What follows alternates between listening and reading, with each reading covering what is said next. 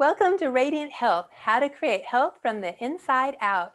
I'm your host, Lori Waka, and I'm so glad that you're joining us today. Hopefully you're able to find a nice quiet spot. You can just sit back, relax, and take everything in. You never know, today might be the day that you hear exactly what you need to hear. And I'm so excited to introduce you to my guest today, Weihaur. He is the founder of Awaken Health. He is an integrated well-being fulfillment coach and speaker. He helps to awaken busy professional women and men to realize well-being is fundamental to fulfilling their purpose and performance through a mind, body, emotional approach. He created the model of 8 pillars of well-being that empowers powerful people to hone into their potential by reconnecting to the very purpose of owning a healthy mind, body, and spirit to fulfill their life purpose on the planet. He has helped empower his mom to recover from stroke and women to recover from autoimmune diseases and thrive in all areas of their lives. Weihaur, I'm so excited to have you here with us. Thank you so much for joining me. Thank you for having me. My pleasure. So I'd like to start with asking, what does Radiant Health mean to you? Radiant health means to me is when we know ourselves and we taking care of our well-being and having a balanced life and also living with passion and purpose. And it's just like a flower radiant its energy and light. Oh, I love that. Yeah, that's beautiful. I love that. That's how I feel about it too. Like it really truly starts inside and it just radiates out. And one of the reasons I wanted to talk to you is because I found you through somebody that I know who has been dealing with chronic health issues, and you were able to help them through it, and just, you know, they're in their whole family, in fact. And so that's why I really wanted to talk to you, because that's just amazing when you know somebody who has been dealing with some chronic health issues for quite some time, and that you talk to them and they're at a better place, that they're, you know, thriving. And so I would love for you to share with us, like, what do you do? How do you practice radiant health on a daily basis? Well, yeah, I'd love to share that. So first of all, it's interesting that I'm a man that among all women, and you know, I'm gay man as well, so I have a sensitivity to femininity and masculinity. So I truly found that that's the way that we view our life. It starts from our view of our life, and when we view our life as like we are not enough, like we always go, it's like we put everything in like a dumpster, or we like running, or it's like a rundown house that we doesn't take care of. And so we can expect our health to be better. And so that's where I began to have people look like, how is your relationship with your body and your life? And that would tell me a lot of clue why certain people have certain illnesses and diseases or challenges throughout their life. And it doesn't really focus on, I'm not focusing just on the illness, I focus from their life itself. And yeah. No, that's such a good point. Like I really do try to take that all in and be careful, like not being in this state of doing, but just, as you know, because we just hopped on this call, I was very much in a state of doing right before this call, and running and to make it here on time, which unfortunately I was not able to do. And I think that's a perfect example of, like, you know, even when I was trying to get here, I was just trying to like whew, breathe and calm myself and just kind of put myself in a more peaceful state, because I wanted to be fully present for you. And so I think even sometimes when we try to put ourselves in that state of well-being, sometimes for me at least, it's not attainable. And which is I don't think is uncommon. And I don't mean that we don't live in a metropolitan city life. None of us live in a mountain like Dalai Lama. So first, I think that shouldn't expect us to be perfect. So one of the things that I found that people are challenged with their health, because the moment you want to start, you expect yourself to be perfect, to be calm all of a sudden, and that is not really going from where you are to find balance. Is also like fluctuating all the time, and it's about the whole being. And sometimes you could be faster. Sometimes you know that if you're too fast, you're coming back. And sometimes you feel like you're too slow. Sometimes of us are too slow too, like we're too depressed, we're too isolated, especially nowadays during pandemic, we are too down on ourselves. Then we have to pick it back up. So balance isn't this stable thing, it's fluctuating like a pendulum. Oh, that makes sense. Absolutely. I never thought about that because that's a good point. Like you want to kind of keep it in the middle. Like, is that true? Because I know I do tell myself sometimes like don't get too up or get too low. Just try to sort of stay in the middle. Is that kind of Mm, what we aim I for? would say like neither would stop. It's more like it's always oscillating. Okay. And sometimes we're doing this, sometimes we're doing like not moving, right? So I think it's this like very calm swing, like when it's fast, it's okay, you know that. And so it's more like the Tai Chi move when you see people doing Tai Chi, and it's that kind of like yin and yang movement of life. Oh yeah, even when you were doing that, that was kind of making me feel, I felt myself kind of just like, whoo, that's, yeah, that makes a lot of sense. Yeah, And because no, most of the time we don't notice, we're just like a hamster running on the wheel. And which I can share some of my slide and how to kind of like have people understand what the context I come from. Is that oh, I'd love that for you to go ahead and share that with us. Because I know for me, I'm always working on not being on that hamster wheel. So yes, anything you can share is awesome. so? Yeah, so all right, so start from like we actually have a view of ourselves, way of being, I call, at your current, and you're already always relating to yourself that way. So for example, some of us relate to ourselves like a fast running car, like but we don't change the oil, we keep going, we're burning the midnight oil, we like eating food while we are driving the car, and that's how it's one way. Another way is like our house is like a garage, like our body is like a garage, like we dump everything in, we eat our emotions, and we emotionally eat, we stress and we suppress it, and that also commonly happen. And third way is like relating to ourselves, like, well, I'm a rundown house, doesn't even worth it. Like, so some of us find very few time to actually take care of ourselves, and because that's the view we have. Yeah, those are good graphics. That's totally like, see Yeah, myself. so we normally don't see it. So when I started my journey, is I was like have like a combination of the fast running car and pimples everywhere. I don't sleep, I drink 3 cups of coffee a day, I go, and I Yeah. crash my energy. I next day wake up, I do it again. And I found that was commonly in my 20s, when I can do that. But by the time I reach 30, it's just like it's gonna take more to recover.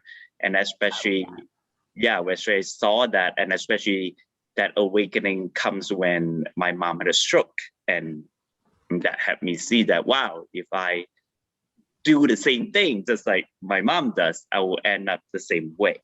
So Yeah. that helped me realize that. So it had me really start looking at life. Is that, wow, is that we all living in this chaotic mechanical life? We, yeah, instead of being those ways of being that is more inner being, more spiritual way of being, more calmness of being, even when we are on our daily life, not just when once a while we will experience that on like a mountaintop or by the beach or when we take a vacation. So yeah, so I think it's to bringing that inner being into our life. I hope Yes. And that just brings peace looking at that. yeah. So is that hopefully answer your first question? Yes, no, thank you. It does. And I love those graphics because and I think all of us can probably relate to feeling at least one or two of those. And I know I felt all three of those at some point. And Yeah. like you said, just being in that state of being can just change change you inside. And for the most part I try to do that, but like I said, just running a little late this afternoon, it totally snapped me into that place of doing. Do you have any is there any kind of, I don't know, steps or anything that you do to keep yourself from going into that place of doing mode? Does that make sense? Yeah, that makes sense.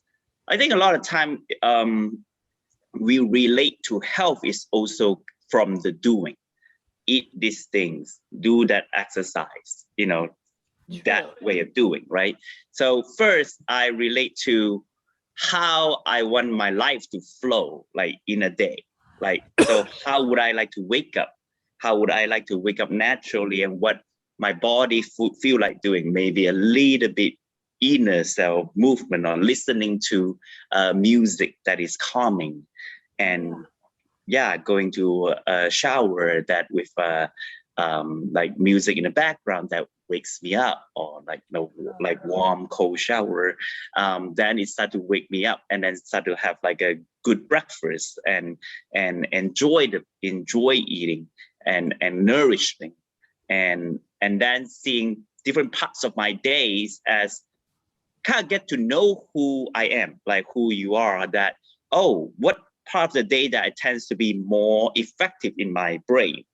So let's say the first part of the day, I'm more effective in my brain. So I do a lot of computer researching work, writing work, things like that.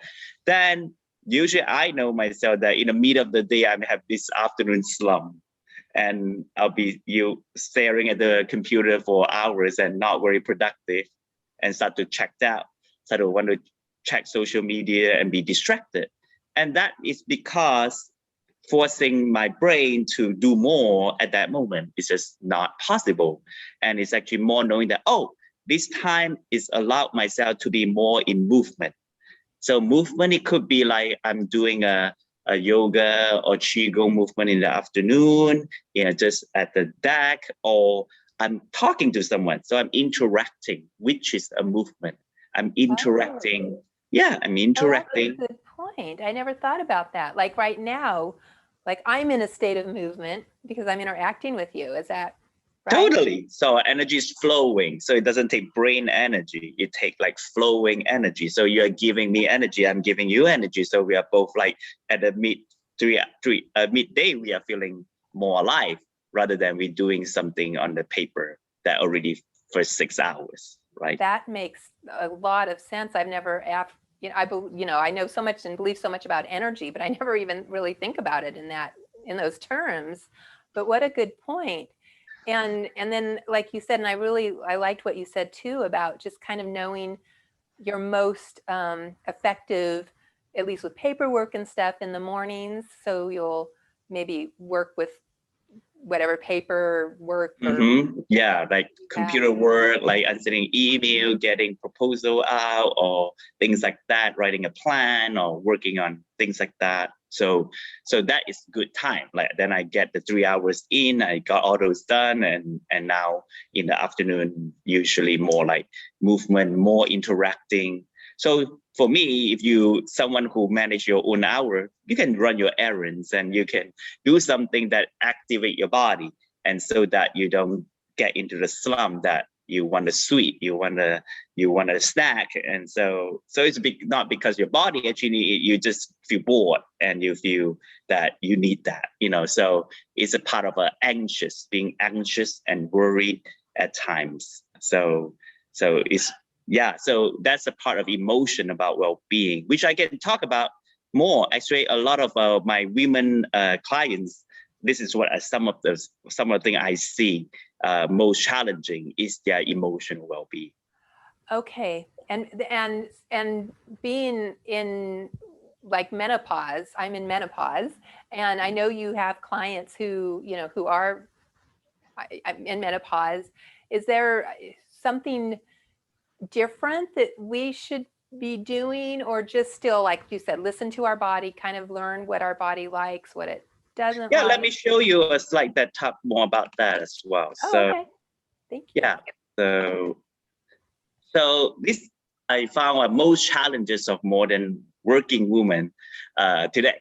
So I know that now there are a lot of women like work really hard. I personally come from like a business mother, and my mom's a successful business mom, and so I see her going. So I think number one thing is because women nowadays, because of their leadership role, a lot of women are getting more in the leadership role and earning more money than ever. And so it's like there is a tendency of working and fighting. And so if you look at the in the Chinese medicine, it's called the yin and yang. Yang means the masculinity and yin means the femininity. And women who are more feminine and now pushed to more masculine, fighting, hard, like work, right? Right. Now you can start to see like an imbalance will happen if this keep going up. Yes, definitely. I'm sorry, I'm just reading through your slide. It's So no worry. So the imbalance will happen. I call it over yang masculinity. So when that is over, it will impact your adrenal, your hormone, your mood swing, especially women go through periods. So I found a lot of my women clients go through periods spiking up, a lot of pain, and then try to manage it, try to cure the pain and try to numb their body, or try to socially drink, eat emotionally. So a lot of comfort eating happens, eating while you are anxious, angry, worried, sadness. Also, those that start impacting the gut and the liver. I was just gonna say, yep. Right. So women tend to have a gut issue, right? A lot of bowel issue, and which is, I say, the recent client have a lot of gut issues. So that is a lot of the accumulation of the emotions in the gut area. Oh, I've never heard that. Excuse me, I didn't mean to interrupt you. No, Rick, go ahead. Oh, I had just never heard that. Like, because I kind of follow a certain eating plan to kind of help keep my my gut healthy, and I had not kind of heard that's where you're holding your emotions and everything. Is that? Yeah, that's why we call it feeling, gut feeling. So that. Okay, that makes a lot of sense, because that's where your, like, your intuition is, and so that does actually make a lot of sense. Okay. Yeah, and then for anger, it's in the liver. So if I have classically, if I have like a lawyer client, should be a liver issue. I was like, how's your liver doing? It's like, oh no, good. Yeah, are you always angry? Yes. Yeah, because you have to fight as a lawyer. You have to fight, So that leads to liver issue. And kidney issue is more like the worry, more like the worry mom, the worry, if you're like mom, you worry all the time, like you worry about your husband, worry about your partner, worry about all of that. So that tends to be the emotions that women carry. So that gives you a sense of that. Oh yeah, definitely. And like emotional eating, comfort eating, Mm-hmm. all of that, just like what you have right on there. Absolutely. I've done it all myself, for sure. Yeah, so I think it's important to now know that not just what to eat, it's actually how we eat it, the emotion we are eating it from, so that we can learn that, hey, some of my eating habits has ties to how I feel, and need to be separate. That makes sense. So like, just be aware, like if I'm because sometimes, honestly, sometimes I will notice that I'm just sort of binge eating, and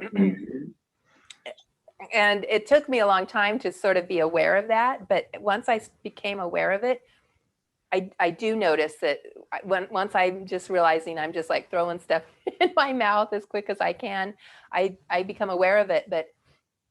And then I know that it's because I'm whatever, anxious or upset or whatever. But I have to admit, I kind of just, then I stop. I don't think about it anymore. So what I'm hearing you say is that we really should think about why am I binge eating? Why am I choosing to do this? Is that true? Yeah, you're hitting pretty close to it. So a deeper question I will ask is that what source the anxiousness, and what what would be your desirable feeling you want actually when that happened? What would you actually want? Okay, so like if I'm binge eating, I think first I think about how did I source this? What is the source of? What's the source of it, right? Okay, and then and then I'm trying to think of like an example what it could be. Maybe not. Let's see, like if I maybe couldn't get tickets to something or something. So then, Yeah. and then you said to ask So what usually I like a want. disappointment. I'm Okay. disappointed. I disappointed whatever the business didn't go well today, or things like that. So that's a disappointment, right? So Okay. so instead of looking, okay, realizing there's a disappointment, then okay, if I realize there's a disappointment, things do happen in our life, ups and downs. But what even a disappointed, what would I like to feel in the moment? What would I want? Do I want to be acknowledged, even the work didn't turn out, but doesn't mean I didn't do good work. Okay. Okay, that makes sense. That makes sense. And and then you So and then what when you feel like you do good, you can acknowledge yourself doing good work, right? You did good work despite of the result. Sometimes, the client didn't buy today, so right. that's okay, that they may buy tomorrow, right? You didn't know, it doesn't know, right? But you get upset already, right? So, but what's missing is that you acknowledge yourself that, hey, I did good work. So what you need at that moment is actually acknowledging yourself. I call it loving yourself. Oh, that's beautiful. I love that because we don't really love ourselves enough, I don't think. Mm-hmm. And we don't take the time to really look at the, like you said, acknowledge the good things that we do and or that we've accomplished during the day. That, it's so easy at the end of the day to think of what we didn't You didn't accomplish. do. Yes. Yeah, what we missed or what we should have done better. But we don't remember to like give ourselves grace and remember or think about what we did good, what we did Correct, right. correct. So when you're present to, what do I need is to love, acknowledge myself, loving myself, then can start to think that, well, how can I give that to myself that's healthy? Okay. Is it eating a bunch of chocolate? Is it eating a bunch of junk food? Like the moment you see that, okay, I want to love myself, then you see that, is it eating a bunch of, let's say this is junk food, like junk food and love myself doesn't equate to each other, right? Right. Okay. I get it. Yeah, that's very cool. So yeah, just it does make you become more aware and think of like really be active in what you're like putting in your body or putting in your brain, thoughts you're putting in your brain makes you really kind of have that you make that choice, that purposeful choice. Very much so. Correct. Because there's that if you don't have that awareness, your automatic is the old way that, grabbing the junk food, grabbing what soothes your energy, soothes that Yeah. feeling. Yep. And right. It's a habit too at some point, I think, too, isn't it? Totally habit, totally automatic. You don't even think about it anymore. That's why it keeps happening. So now you get the awareness is to interrupt that. You'll be able to choose now. Well, if I want myself to feel good, I could go for a walk, or I can do something that pamper myself in that moment, or I can, just I don't know, put on some music and have some fun. So you can see all those things doesn't require eating. Right. And it's so like, and it's such a huge jump for like someone like me who, I tend to emotionally eat. So it's like, but once you start becoming aware and making sort of that be your habit, it can get easier. And at least that with myself. And yeah, totally. Would change your habits. And so my client knows that, oh, wow, I don't even call for those food anymore. And it's like, I don't think of it that way, and it just free me up. Like I can now do 5 different things, and when I get upset or angry or things like that. Yeah, so it's a totally change of the mindset and well-being. So that way, yeah. And it's almost like a toolbox that you can pull from your different little tools that you can use when you're upset or anxious or whatever, instead of going right to the, for me, going right to the food. Correct. I can be aware of what's, you know, why I'm feeling anxious, what's the source of it, and then I can use one of the tools, so to speak, to get me through it. Correct. So yeah, so which lead me to can tell you what are some of the tools that, you know, how the way to look at the tools and be looking at that.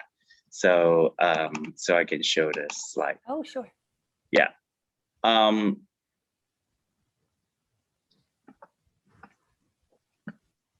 right. So like just now I talk about you begin to create a view of your body now from a more positive way, a more way that is like, now, wow, maybe my body is a garden. Yes. Maybe my body is a beautiful landscape. Maybe my body is a beautiful space, a house. Right? Yeah, so now, I love that. Yeah. Yeah, if you now relate to your body that way, how would you be taking care of that body? Yep, you would treat it pretty good. Yeah, right. You taking care of it, right? Honoring it, right? So you would, yes. That same thing, you'll be like, oh, junk food going to is it honoring it? Like you start to see, oh, it's not, you know. Yeah. More coffee, more junk food is more, you know, drowning the body. So it doesn't, it's, you start to see it rather than you did not, right? And we do that without even thinking about it. But I love this slide too. Yeah, correct. So when I work with somebody, I have them really see all the interconnection of all these areas of their life. I call it the 8 pillars, where your life, your living, your purpose, your nutrition, what you eat emotionally, and relationship that ties to your life. So one thing that women tend to do, I work with women, that women commonly, not always, commonly suppress your feeling, suppress your voice. Yeah. Right. So when there's a lot of suppression, there's a lot of common thing why women also have a lot of thyroid issue. So thyroid, where the thyroid is right here at our throat. Yes. So that carry energy, right? This area, we are energy and all energy. So can you imagine you always tight up this area, how the energy is going to flow? Yes, I know exactly what you're talking about. I used to have chronic sore throats, and I actually did some energy healing to myself years ago. And since then, I really haven't had any sore throats. So I know exactly what you're talking about, like that throat chakra. Yeah, so then the power of understanding that then is no longer like fixing it. It's like, hey, actually be like expressing yourself, be not holding the emotion in, not holding the upset in. So another way is expressing what you really want to share and talk about. And so the moment you share, you express it, the energy goes out. So you're not keeping the energy inward. Oh, sorry, I didn't mean to interrupt. Okay, that will free your thyroid.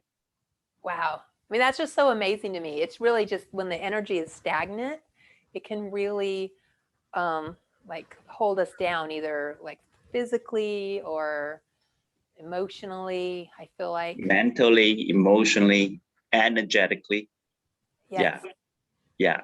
So that ties to what I call our spiritual being and our flow of our body. Then it ties to our physical, what we're gonna do, and like moving our body, just like called movement. And then it ties to our home environment and how we live, ties to beauty, which is how we regard ourselves. What kind of the energy are we carrying? So if we see ourselves like a beautiful flower, we'll be tending to that plant. It makes so much sense, and it's like if we feel like we're this beautiful flower that we want to tend to, then we're putting it out there, that energy out there, and that's how other people will see us too. Is that right? Yes. So one of the funny story that when I used to work with that lawyer client I told you, is like when I first worked with her, everything she wears is black. I said, why are you wearing black all the time? She said that, well, that's how I'll be respected as a lawyer, and that's that. I was like, wow. Then I said, well, who are you inside? I said, oh, when you're not working. She said, oh, I'm like I love to swim. I'm a mermaid. I like to see myself being that way and colorful, like coral and all that. I was like, huh. So wouldn't you see yourself now you're suffering with your health? It's because you trap this self inside. Wow. You put this mermaid inside a suit, a dark suit, and don't move all day.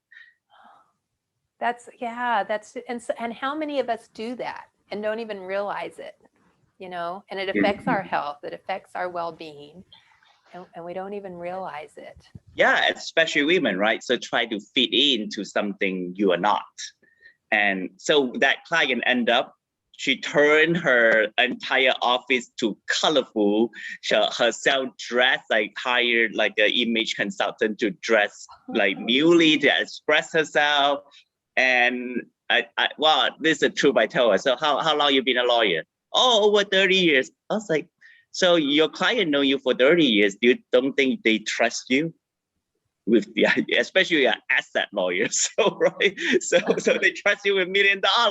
So does it matter you're wearing a black suit or like a colorful, powerful women dress? I say, oh no. I say, there you go. So she ended up doing that way and being that way. She fully being herself. Isn't that amazing? And just totally, became herself, her true, authentic self, just by doing that and making little changes. Oh, I think that's amazing. I think that's awesome. Thank you for sharing that. You're welcome. And I want to make sure to give you time too, because I know that you have been generous enough to offer a free gift to our viewers. Would you like to share what that is? Sure. And in fact, I have 2 gifts. Oh, nice. Yeah. So basically, just to share a little bit what I do is that, so basically through the 8 pillar, I help someone to actually, like you, to bring your life together. Whether you're in an office, you can feel calm. Whether you're doing eating yoga, like really bringing your authentic true self throughout your life. And so I call like a total life health living. And with that, I'm offering I'm going to offer like a free 7 days Awaken Health Nutrition Mindfulness Challenge. So people get to work with me in a week and be able to look through how they eat emotionally, how they can like transform how you eat. So that will be in coming up in 2 Fridays, March 19 and 26, 5 to 6:30 p.m. I call like the new happy hours on Friday. Oh, I like that. Yeah, and then later on in end of March, I'll do a 2 weekends, free 2 weekends Awaken Health Spring Breakthrough Program. So you get to come to this weekend, totally immerse in all this discovery and awareness and about all the different pillars, and really apply it to your life and look at what you view it newly. So that will be March 27, 28. 9 to 4 p.m. Pacific time. So you get to register over there at awakenhealth@teachable.com. Oh, that's so great. Thank you. And I'll make sure to put the that link on the email that goes out to the viewers on the day today when the email goes out for the interview. So thank you so much. You're welcome. And before we go, is there anything that you want to add or that I may have missed?